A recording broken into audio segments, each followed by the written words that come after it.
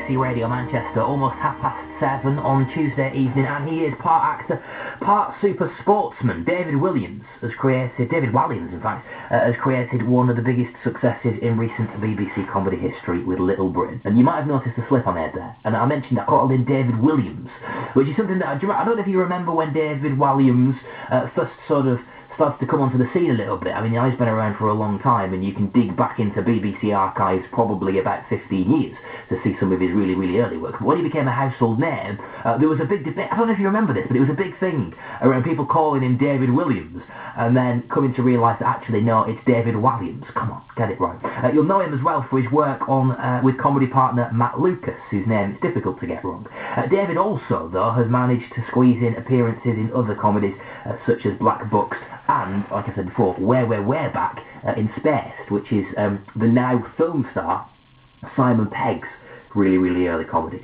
He's done it all, to be honest with you. He's got a CV as long as my arm. Oh, as well as that, by the way, David swam the Channel for Sport Relief a few years ago, too.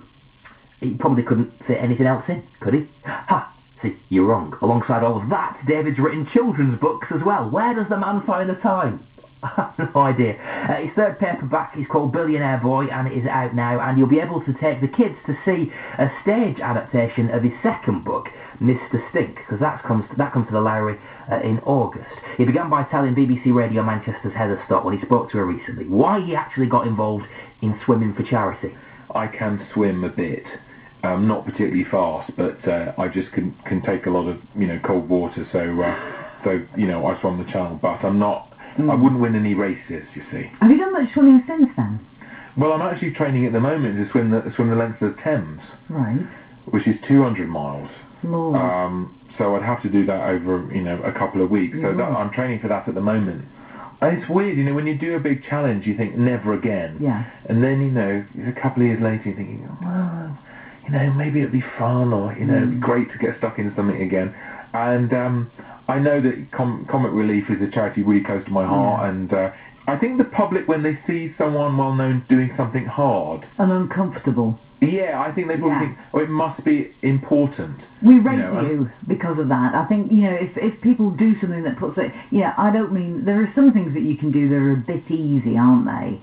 Well, I mean, it still works. I mean, doing a comedy sketch or something like that and entertaining people, that's brilliant. But I know, I think if you just make yourself quite vulnerable and do something hard, people really engage with it. And every day people mention Swimming the Channel to me, and it's obviously sort of stuck in people's mind. It's like Eddie Izzard and the marathons, isn't it? I know. He made himself vulnerable, and we know that he suffered because of it, and we sort of warmed him as we have to you. Yeah. So tell us about writing books for kids then. Is it easier? Is it harder? Harder than... Well, than writing books for adults, Well, I don't know, because I've never written a book for an adult. Well, then what made you write one for kids first?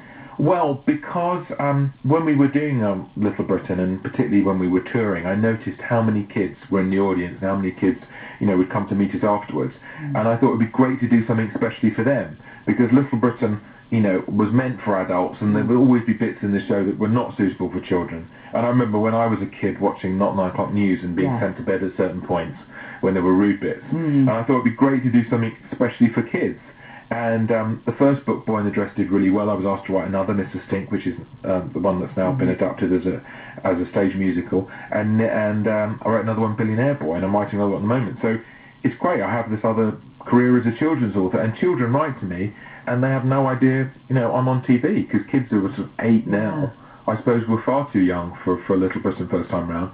And they write to me and they say, well, what would you like to be if you weren't a children's author?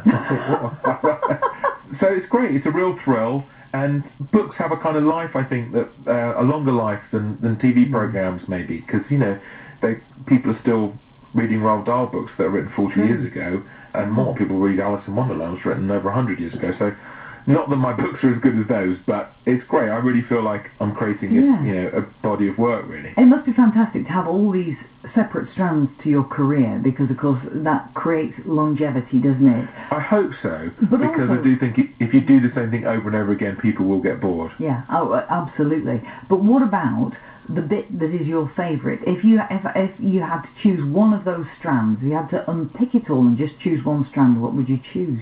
I'd probably choose acting because I think there's something just so wonderful about becoming other people, and especially making people laugh. So I think that would be the hardest one to give up for me, I think. Because because I think there's just such a thrill in being on stage and hearing people laugh, or making a TV show and creating laughter is just magical, you know. So I would hate to give that up. That would be awful, wouldn't it? Not to be able to do that anymore. Yeah, I mean, there's a point in time when you are, unless you're Bruce Forsyth and you're sort of 81 and still doing it. Most of us do get retired at some point, but that's okay. You know, it's someone else's turn, isn't it? One day. Absolutely. And Mr. Stinky's come to Larry, but you're not in it, are you? I'm not in it. I wrote it. It's on a big national tour at the moment. I saw the opening in Leicester, and I was really, really thrilled. It's a brilliant production, and it's in Stinkervision. It's actually scratch and sniff booklets. You're given one on the way in. At certain points in the show, you're asked to scratch off a page, and you get to smell all kinds of things, from burps to sweets and stuff. And it was hearing the kids all react to it was fantastic. How strange. David Walliams, speaking to BBC Radio Manchester's Heather Stott about his incredible successes. Where do you start with David Walliams?